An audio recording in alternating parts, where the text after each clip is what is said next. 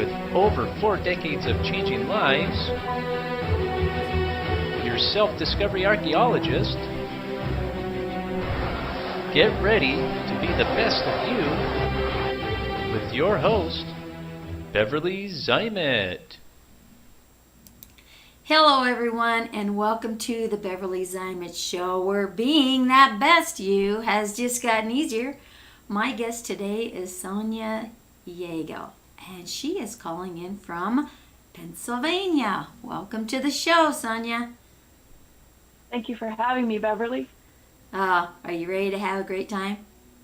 I am always ready for a great time. All right, I love that energy. Okay, so what is it that you do up there in Pennsylvania? I help people who get exhausted, stressed out from whatever circumstances in play, reclaim their energy, reclaim their focus, so they can get more done and have more fun. Well, then no wonder you love to have just a good time, right? Because she teaches everyone else to have a great time. I love it. I love it. What got you interested in that line of work? My own journey had a healing journey, and there were different situations, different experiences that had me struggle with energy and focus and creating more of what I wanted and being more in that flow of creation and attraction instead of struggle. Right. And so I figured out the way, and now I help others do the same, but with a lot more ease and speed because, I've done the figuring out part. Yeah, that is so true, and I'm glad you mentioned what you said. This was my journey because, gosh, I've been on my journey since 1974. And again, all the struggles and the ways that don't work, that you come back together and you find something to work, and so you put all those pieces together. And and now, oh my gosh, I've got a technique that takes between 30 and 60 seconds to do what took me let's just say a long time, right? To really get things started and moving. But there's so many of us that have come into our entrepreneurship and come into our own power, right? And working and assisting others to, know that there's a way out. There is a hand up here and there's a direction to go. And we're here to give you that guidance, not tell you what to do or how to do it, but just give you that guidance, right, and help you move on your journey, right? And it's interesting that every single one that I've ever spoken to have said, this is where my journey took me. And so you become that expert of where you were at, because I had lost my identity. I had 4 years where my identity was all of a sudden just gone. And it's like, wait a minute, here's this little rebel me that's just been the know-it-all and everything, knew what I wanted to do, where I was going to go and how life was going to be. All of a sudden, in 4 years' time, I no longer even had a name, where I was just being identified by association. And I think all of us have some of that. Oh yeah, I remember you. You were at the grocery store. Oh, I remember you. You're so-and-so's mother. Oh yeah, you're married and so-and-so. All of these things by association. But who am I?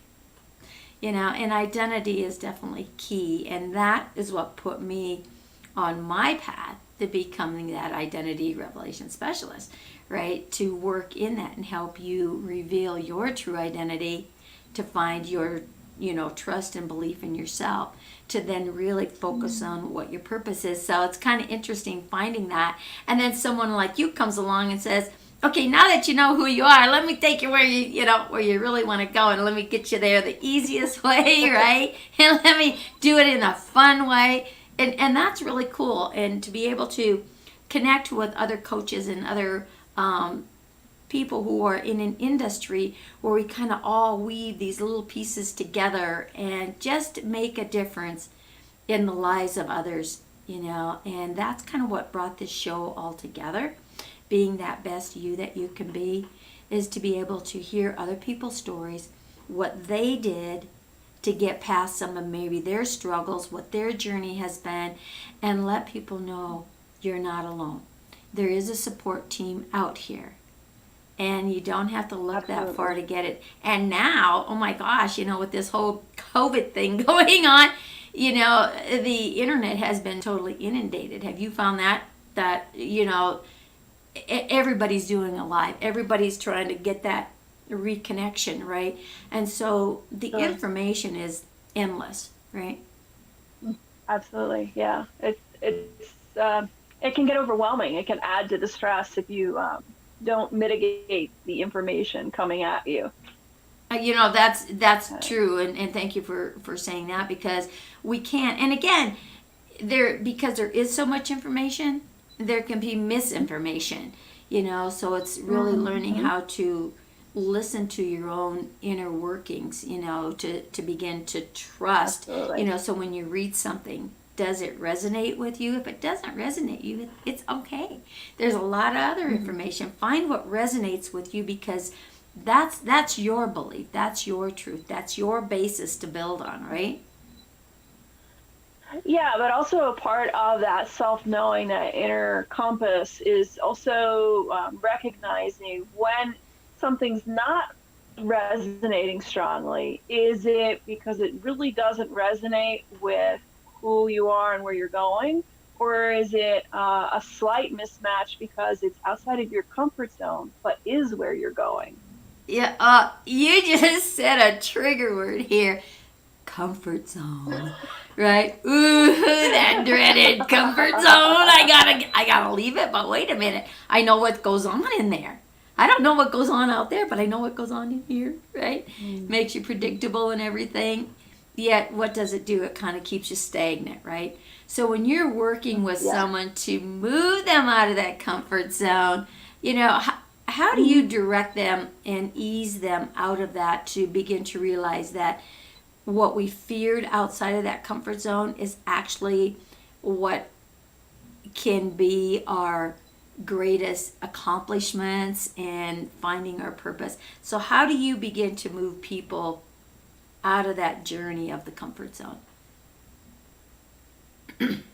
The first thing I would do is work with somebody to where they have strong coping skills for self-regulating, for if they find themselves triggered, getting be able to go back to center, getting better, at getting to a calm state when they've been triggered, and to have a better understanding of mindset and the protective mind, ego mind, how that plays into things with physiology and experience perception.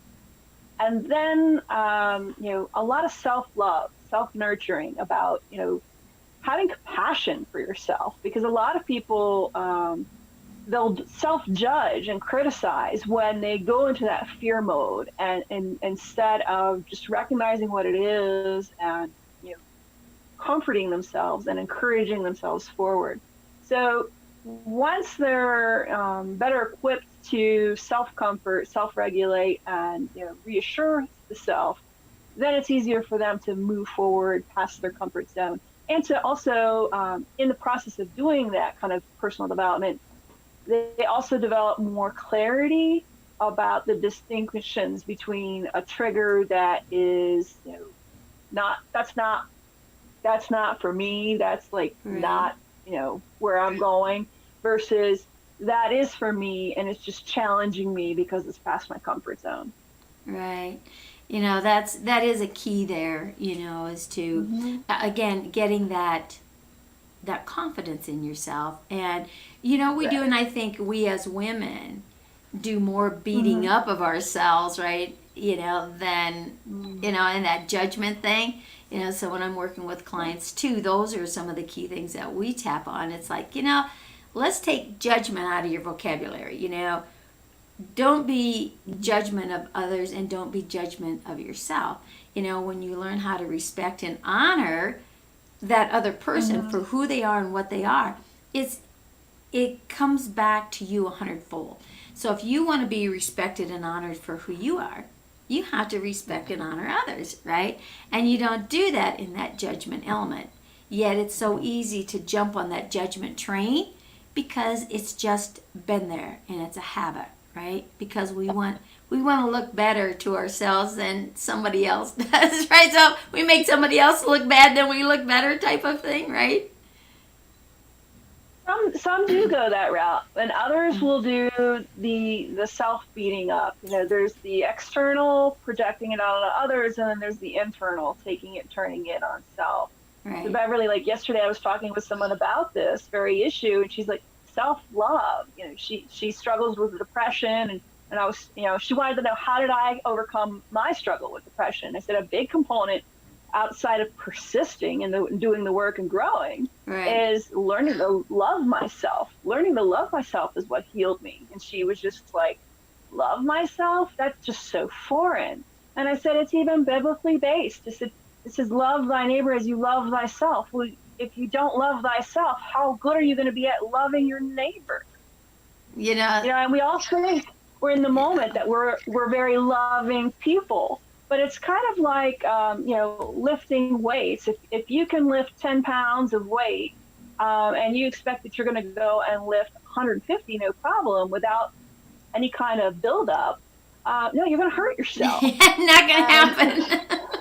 Right. And self-love is kind of like, the amount of self-love you give. If you're giving 10 pounds of self-love, you're only going to be comfortably able to give 10 pounds of love to others. If you want to build up and give 150 pounds of love to others, well, then you got to first build that within. You can't give what you don't have.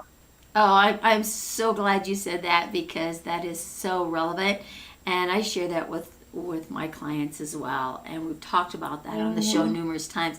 You can only give out of yourself what you have given to yourself. You can't give more outside than what you have in here, right? And that is so important to really understand that. So have a full cup. There's an overabundance in the universe, right?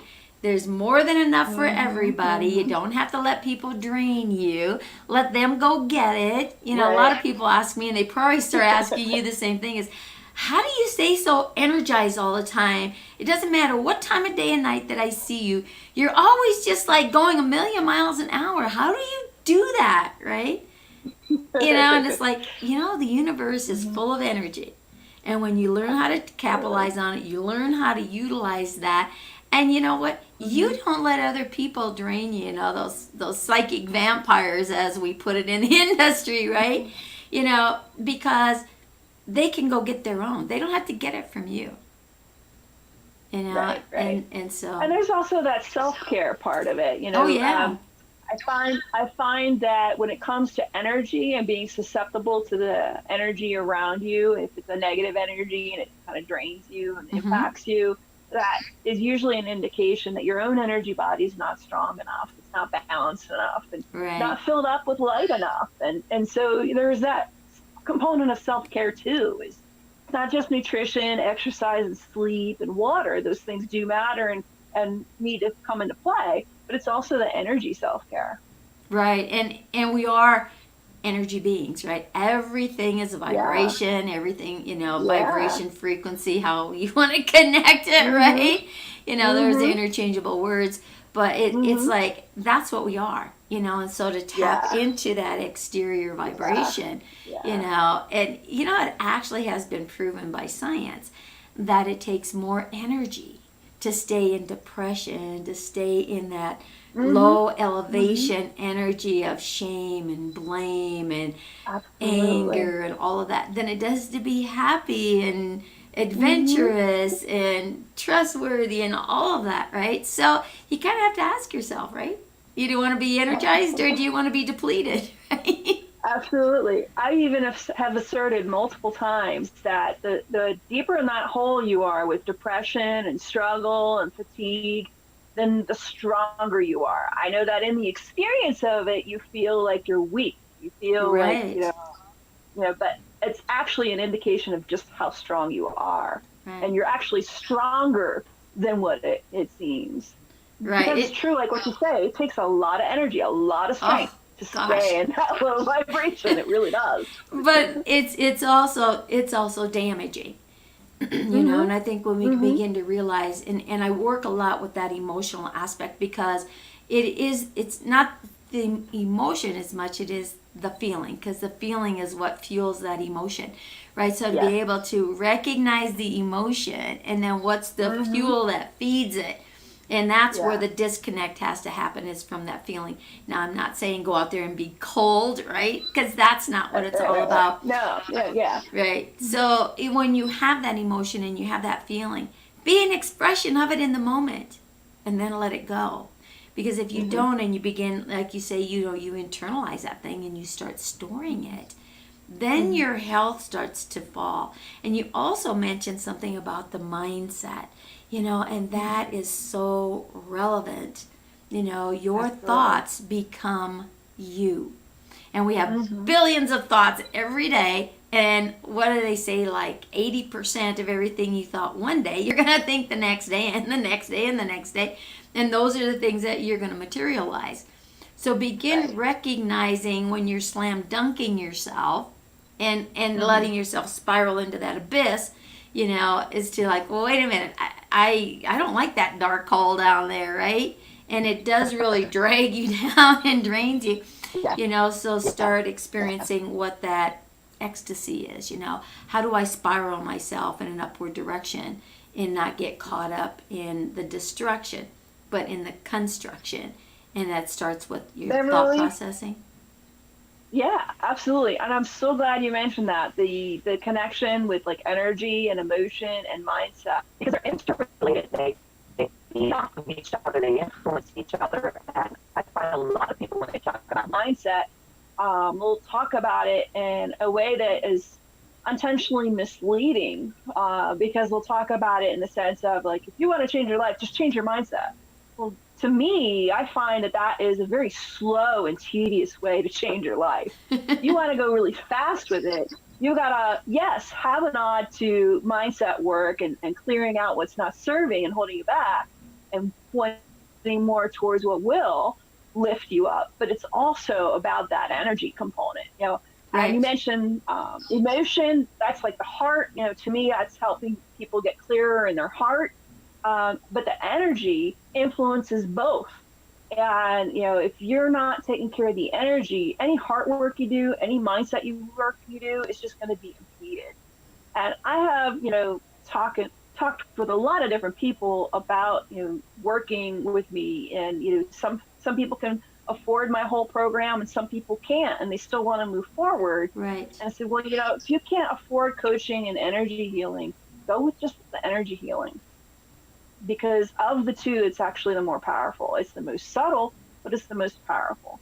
And I have one client where he's doing just the energy healing, and he has made changes in his mindset just by default of the energy changing. And Yes. I have one lady that I've been talking with off and on. Some people, they take a while before they're ready for that next step. Right. And she's in therapy, and she took a year to make the same mindset change in therapy that my client took a month with just energy healing. I mean, energy is where everything starts, and thought is just a more condensed energy form, and then the physical body and the emotions is just even more condensed than thought, but it's all energy.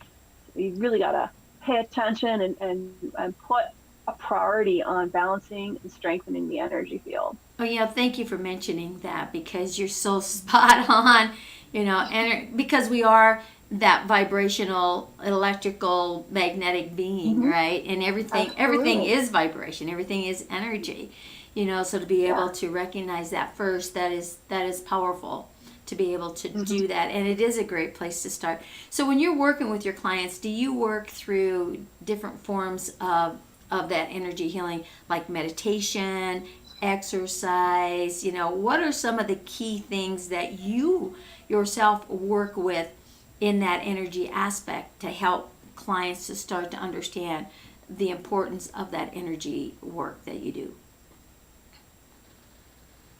Well, a lot of my clients, they get the experience right away. I mean, their first session is an energy healing session, and no matter which program they purchased, so they experience right away how game changing it is. And if they've had pain, they go from pain to pain free. If they've had fatigue, they suddenly have energy. I have clients that consistently report feeling 20 to 30 years younger just from the energy healing. Right. But what specifically I do is going to be specific to the individual. But yeah, to the degree that it's impacting their energy and their focus, their ability to get things done and enjoy life, we'll talk about, their lifestyle habits, from sleep to water to food. We'll talk about their relationships and communication and how to get agreements if they're needing to up level how they're communicating and relating with people. We'll talk about, because relationship stress is another thing that Yes, impacts it your is. energy. It sure does. And then when the energy healing itself, I do a form of Reiki within an energy session, but that's not all that I do. I also bring in other modalities from the lineage of King Solomon and balance the chakras, balance the magnetic field, smooth out the aura, and so that it's if it's weak, it's now made strong. If it's rippling and has some funky, I take care of that, and restore their sense of strong energy. There's other things that I do that are even more advanced that are not for here. But yeah, and then I follow guidance. With every session, I call in Jesus, I call in the angels, I call in Saint Germain of the Violet Flame, and I have a lot of support there in play. Right. Because we don't know what we don't know. No matter how much work we've done, no matter how much we've improved our own skill set, no matter how advanced we become in coaching and energy healing and whatnot, there's always another level. There's always something we don't know. And so I leave it to them. However this supports the highest good of my client, please do participate, Right. Please do give me the guidance to serve the highest good of all involved according to God's will. I'm glad you mentioned that, because I also work with the Ascended Masters and the White Brotherhood, and which you can call angels, archangels, type of things right. too. Yeah. There's so many different vocabulary words that you can use. Absolutely. Yeah. And I personally like to connect with the higher consciousness of the client. Yes. And work through them, because their higher consciousness knows what's best for them, and then when you can bring in the big guns, shall we say, right, and work through that higher consciousness, it seems to kind of impact them, even more difficult, because, not difficult, more faster, right? And eases the difficultiness of it, because it's coming through their higher consciousness, and some of the first things that I hear from people is like, I thought about that, but I kind of thought it was crazy, right? Have you heard that conversation? Oh yeah. Yeah, and it's like, thinking of that. yeah. So the next time you think you're crazy, know that you're on the right track, right? So those people who tell you, oh my gosh, don't do that, that's crazy. Whoop! There's your go light to just jump on that bandwagon and go, instead of making it a red flag to stop. So Absolutely. Oh, my earbuds are falling out. Hold on. So being crazy is a great place to be. It's a healthy place to be, because if you're not crazy out there, you're gonna go insane. Now there's a problem, right? So, it's funny you say that. I remember having a conversation with a shaman once, and I said, everything we talked about today, out in the outside world, people would think it's totally nuts. And she said yes, but in actuality, what they perceive as nuts, and this is reality right here, right now. The whole other realm. It is. And you know what? When you go out there and you live life as that crazy person coming from the interior, it's going to put you in that high energy. It's going to put you in that state that you're looking to get them, with that happiness and adventure, and it really helps to divert that fear of the unknown, right? And it builds your confidence, it builds your trust. You really get to know internally the spirit of who you are, because the spirit of who you are is kind of stuck in this physical vessel that we walk around in, right? So imagine that, just kind of envision yourself being stuck, like, say, in a bottle. Kind of like your genie in the bottle, right? Right? Yeah. It's time to open that lid and just get out, or actually just explode that bottle, right? And free yourself. Because, when you go out there and you're having fun and you're just being crazy and exciting and adventurous, that's living life to its fullest. And I promise you, I guarantee I will stake my life on this. When you become that being and that exposure, there's going to be a whole lot of people out there waiting to be friends with you that are going to like you, because I think that's some of the holdback is like, yeah, but what are people going to think about me? It doesn't matter what they think about you. It matters what you think about you. So you look at that. You look at these other people that are saying things like this. Where is their energy level? Where is their life? Are they really living life? Everybody wants to be friends. Everybody wants to, have people around them. But are the people that you surround yourself benefiting you? Or are you just there for the ride because you want somebody to like you? Right? Yeah. So I find that a lot of people have that struggle of making the shift because they are so worried about what other people think and they want to be liked. And I find that that's where they need to first develop that self-confidence, that self-knowing, that self-trust. And you talked about accessing higher self. It's something they need to take on, accessing their higher self, developing that relationship and that inner knowing. And once you have that knowing and that confidence, then it makes it easier to stand in your power. And when you stand in your power, then it's easier to also not be attached to people liking you, and knowing when to choose your battles, so to speak. That's true. Eventually, of course, none of it's a battle. It's all a game. It's all play. It's all fun. It's all just us learning and growing and playing and discovering and becoming more aware. Right. It's an illusion, When the first time I heard that, like way back when, I mean, we're talking 40 some years ago, right? First time I heard that, hey, being here on the planet Earth, everything here is just an illusion. And I'm thinking, I didn't discredit it, right? But it really gave me a lot of food for thought. It's like, what exactly does that mean? This is an illusion. So I'm seeing this, but it's really not here because somebody solidified a vibration and shaped it into that. Right. Okay, now I'm looking at this car that I drive around, right? And I'm thinking, that's just an illusion I'm driving around in. Because I've grown to understand that I can teleport myself. I can take myself and, do out-of-body experiences, or actually take my physical body and go these arenas. That's the way it's used to be, but somewhere it got lost in the shuffle, and hopefully we're getting back to that.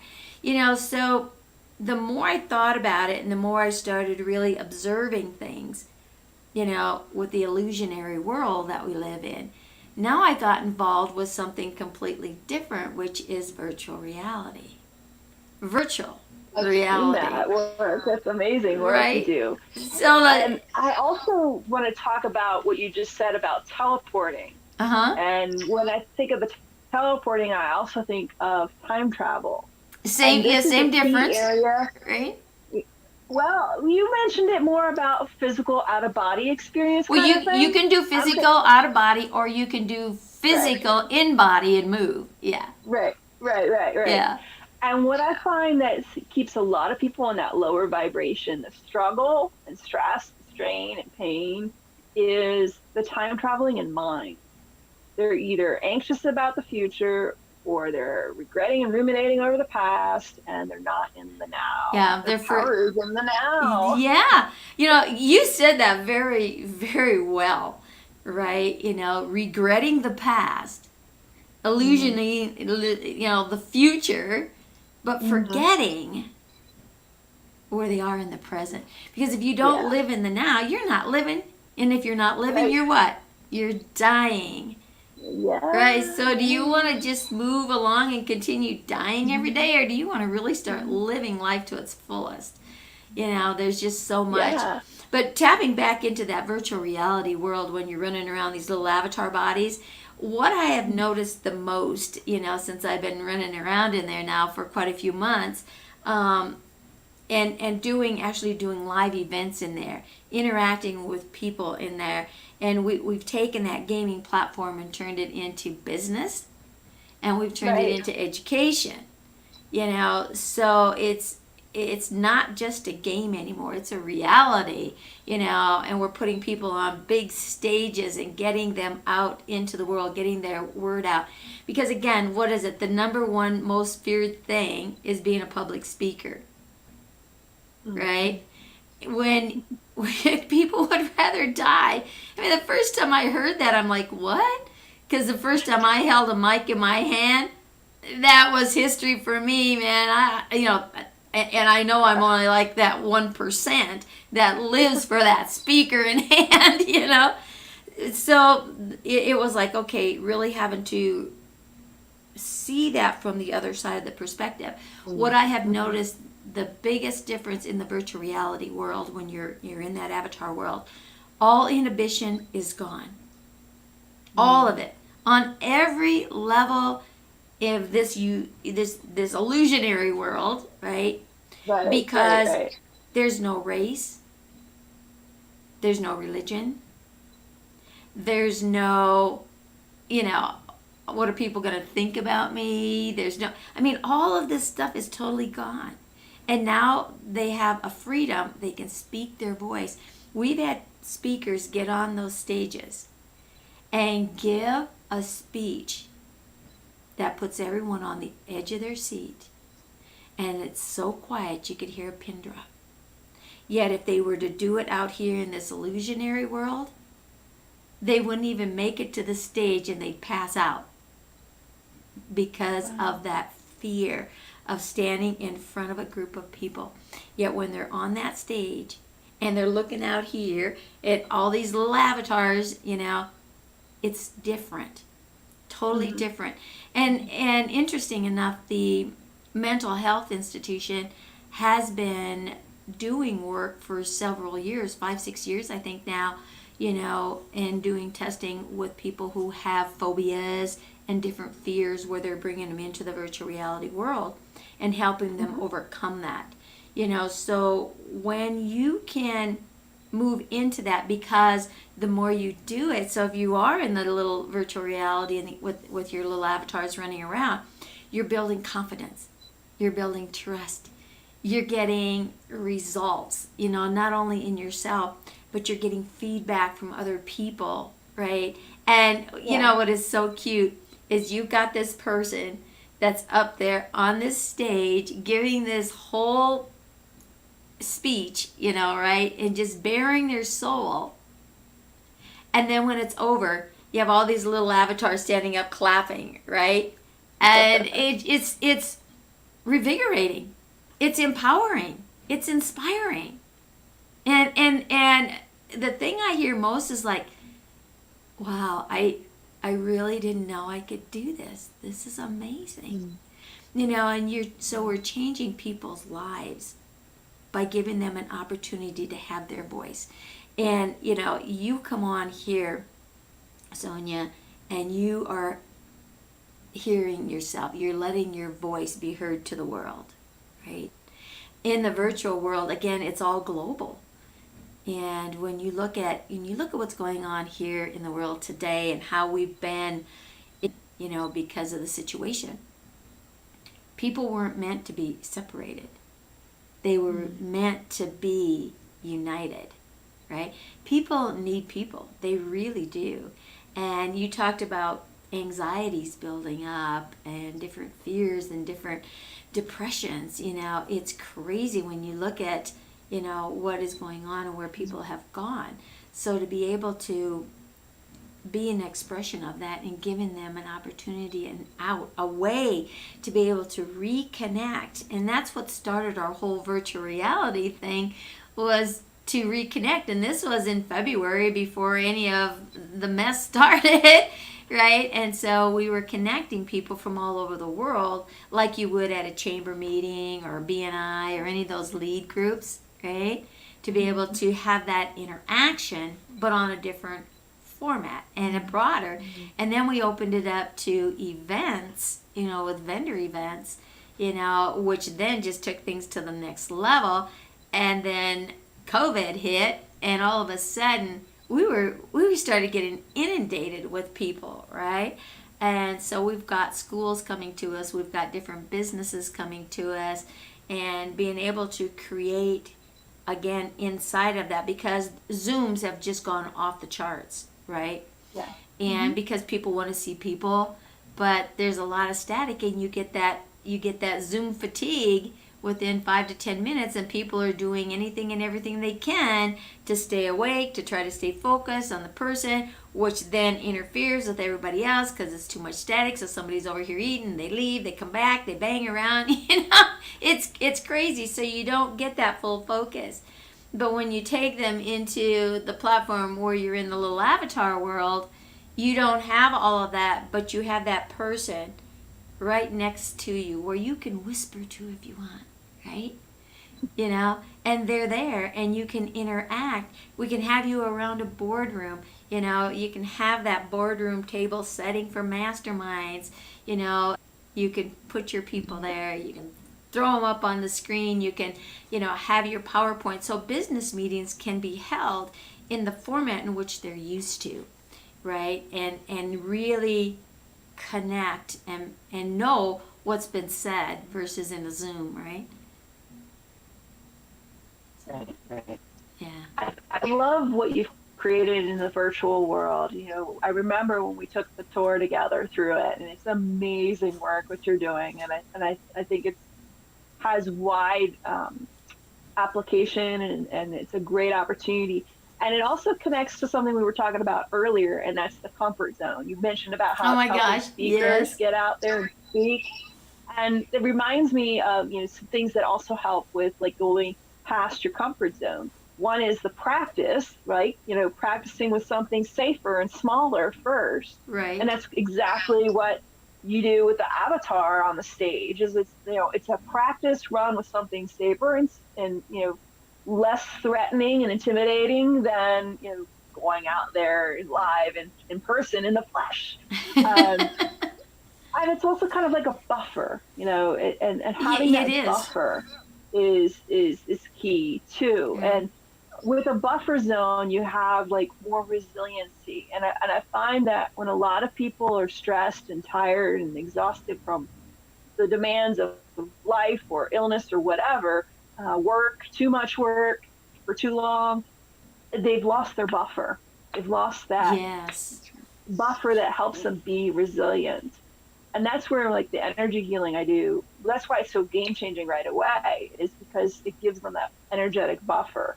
I had a client who, when she started working with me, she had a volatile relationship at home. And she had an energy session and then went home, got into an argument, and she was calling me later. She's like, "You're not going to believe this. Normally, they'll say things that trigger me, and it gets just worse, and it gets upset, and I feel so toxic and gross. And this time, it was like Teflon. It just slid right off me. It didn't impact me. It didn't, And it's because she had that buffer.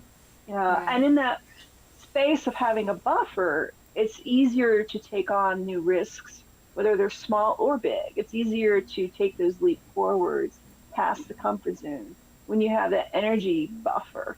And I think that your avatar environment that you've created is an example of another form of a buffer, and a great place for safe practice. And I think it's another way to really help people expand past what they're currently knowing and what they're currently comfortable with. I think it's a remarkable, beautiful work what you're doing. Yeah, thank you for sharing that, because that is so true. It is that that safety net, so to speak, that buffer. I tell my clients to, learn how to be a sounding board and not a sponge. And sometimes zipping that and opening these is the best place to be, right?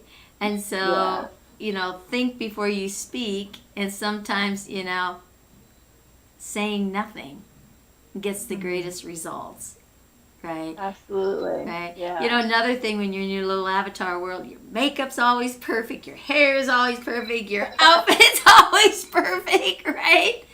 Now maybe you're running around and there isn't always perfect, because, oh my gosh, like, 'cause I've been running around in there since January and I still run into walls. But that's the fun of it, right? And, so you learn how to jump, you learn how to dance, you learn how to wave, you learn how to clap, you learn how to walk, you learn how to turn around, you forwards, backwards, up and down, and, everything. And so there's so much fun that we can have in there. At the same time, we can get serious about education, we can get serious about business. And it does give you that, like you said, that little buffer. So thank you for sharing that, because that's real. And sometimes we need that. And we don't realize that. We've just been open to absorb all that. When we go back again to vibration, and energy, we absorb all of that negative impact because we think we're Charles Atlas or something, and we're not. Right? You don't have to carry the weight of the world, on your shoulders. You don't have to absorb all that negative energy. It's like, hey, it's their crap, not yours. You got enough of your own. Quit taking their stuff on, right? Yeah. So I also love the work you're doing in the sense of like how I think it makes it easier for children with learning challenges or challenges like ADD, ADHD to transition into the academic setting, because a lot of times they have been gamers. They have that comfort zone right there in the virtual world already established. And so then it's just a slight nudge. It's like, oh, I'm good in I'm good in this virtual world. I know how to move my avatar. I know how to pick the hair and the makeup and the whatever. And so for them, they're going to walk into the educational space of that with a lot more confidence than they would necessarily in the physical world. And that's true with any child today. I mean, the kids that are coming into the world today, it's like this technology is in their genetics, right? They live for it. We took a little 7-year-old in there like a week or so ago, right? And we took him into the school because we have a university built, and said, how would you like to go to school here? And he's like, wow, and he's saying this and saying that, asking these questions. This is a 7-year-old who wants to be, he wants to be an engineer and he wants to be a coder, because he's been in like Minecraft where he's done building and stuff. So he was using words for me. I'm thinking, how does this 7-year-old know this? Right? And then he said, well, could I be a teacher in here? Oh, sure you could, right? And he said, well, can we build a roller coaster in here? Because he's thinking about recess now, right? So there's so many different things, that kids will do. And right now, who knows? They're going to open the schools.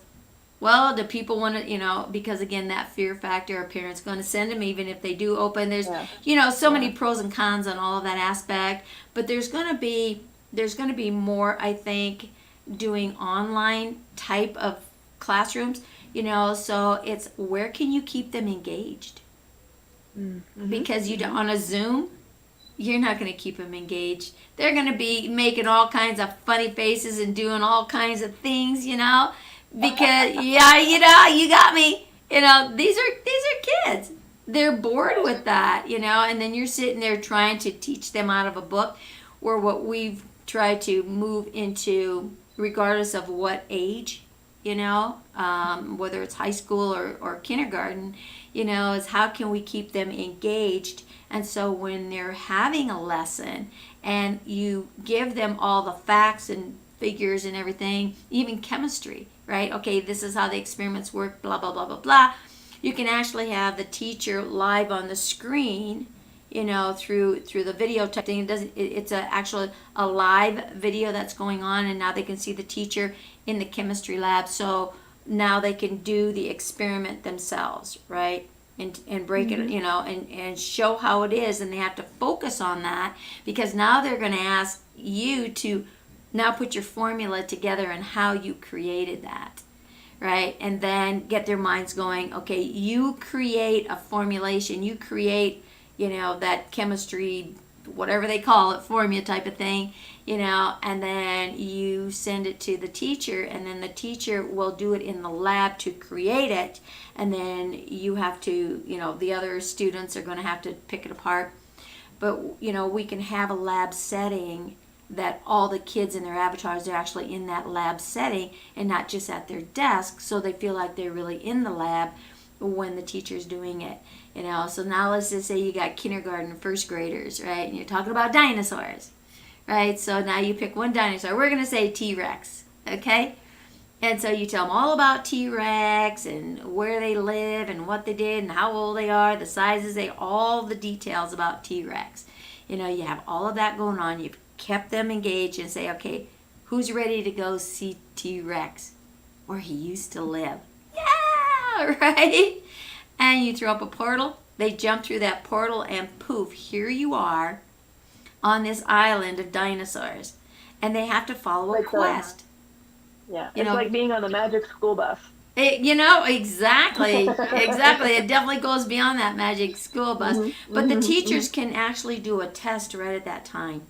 So they'll ask a question in that quest. If they get the question right, then it's like, okay, what kind of environment? You give them, 3 pictures of the environment that T-Rex lives in, and they have to hit A, B, or C.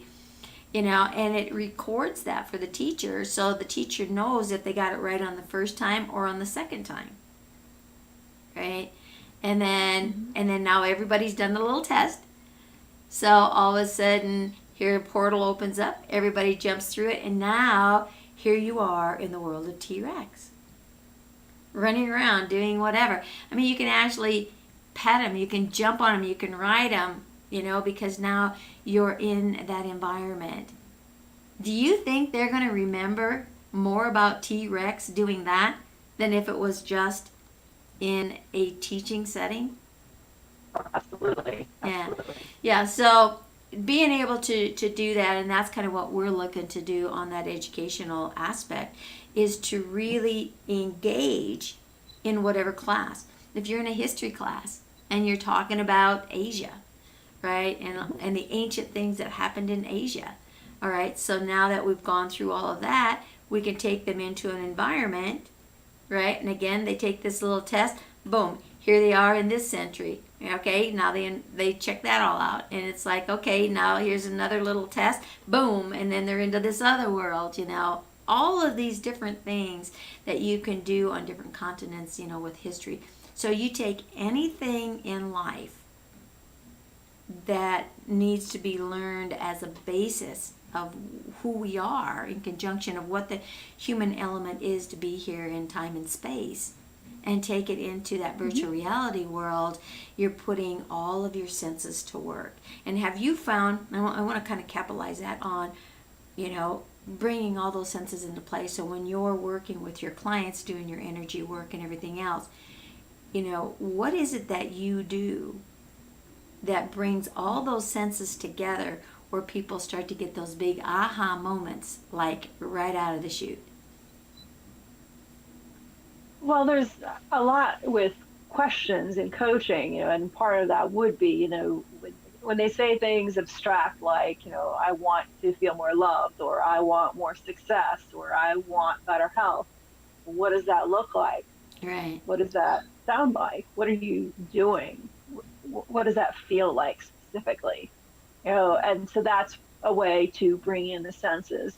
The other way that I bring in senses with my work, of course, is that there's often a feeling experience in the actual healing for a lot of people. And sometimes things come up that they need a guided visualization to go with the healing. And so I give them a guided visualization. They'll have that kind of sensory experience of imagining that they're in a certain space, and of course I'm again giving the sensory suggestions that go with that. And sometimes people need support outside of a session. Like I have a sleep guide that I give my clients so that if they ever do have a moment where they are struggling to get to sleep, they can run the sleep guide and follow the instructions, and boom, they go to sleep. It's very rare that they need that because usually the energy healing is just adequate enough, but every once in a while we'll have a schedule disruption that can make it a little extra Right. challenging. And that's when they use the sleep guide. That's amazing. There's, oh my gosh, there's so much we could like keep on talking like forever. You Oh, know? I'm sure we could talk for days. So we'll have to book you again and get you on the show another time and Absolutely. continue with some of this vibrational things and whatever. So Sonia, if the people would, that are listening today would like to get a hold of you, how can they reach you? I think the quick and easy ways, there's two ways. One is I'm on Facebook, it's Sonia Yago, Sonia Dagny Yago. My middle name's Dagny. But they can also just book a call with me. And, it's a Zoom call and we can get to know each other and I can answer any questions they have and see if we're a fit. And to book the call with me, I have a scheduling link at bit.ly. And so that's bit.ly/energize your life now. All one word, right? Yeah, yes. Is All there one word. capitals or is it all small, lowercase? Either should work. Either should work. Okay, because I know Yeah, sometimes yeah. with the Bitly it has to be, it's case sensitive. So, but and when I do Found it my, to, I found it to work either way. Like Bitly defaults it at all lowercase, but I've gone and done, capital E for energize, capital Y for your, and so on, and it works. So that's all that knock on matters. It wood. works, and Yeah. after the show here, we'll put that down, in the comment box too, so people can find that information. And hey, reach out. I Let us appreciate know it. what you liked most about what we shared here today, and give a big shout out here to Sonia because it was a pleasure having you on the show, and we'll definitely get you back, right? Thank you. It was a pleasure to be here, Beverly. I'm happy to answer any questions people have. And it was just a joy to connect with you, to help serve the community, to talk about the work you're doing. You're doing such fantastic work with your virtual reality world. It's exciting to be a part of helping the word get out for that as well. And it's just a joy to be with you. Well, thank you. Thank you. It's always a joy to be here with my guest. It's so rewarding. It just is. So it's time to go out there and get energized and be that best you that you can be today and every day because Sonia and I are going to be the best we that we can be. And we'll see you all in the next show. Thanks for listening. Bye.